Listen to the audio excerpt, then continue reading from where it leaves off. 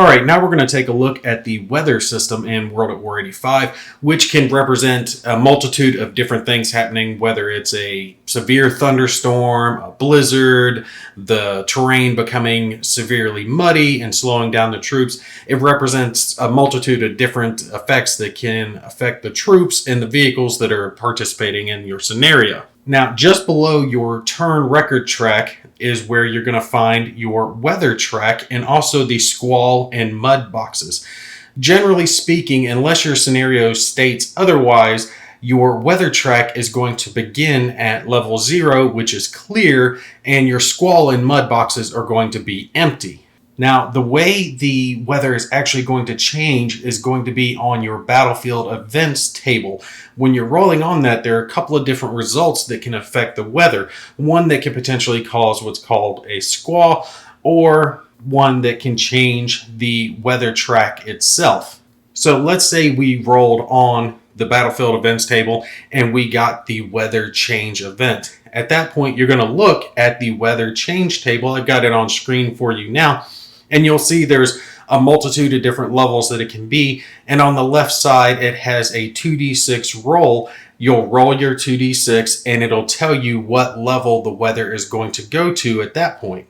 Conveniently below the weather change table is a summary of all the different effects that can occur for all the different types of weather that you can have. It can do things like put out fire or even remove your close air support and helicopters from the scenario. And if they are removed, they are not put back, even if the weather reduces itself later on due to another event. So all you have to do if you change your weather is look to see what level it goes to and apply those effects to your game from that point on until the weather changes again.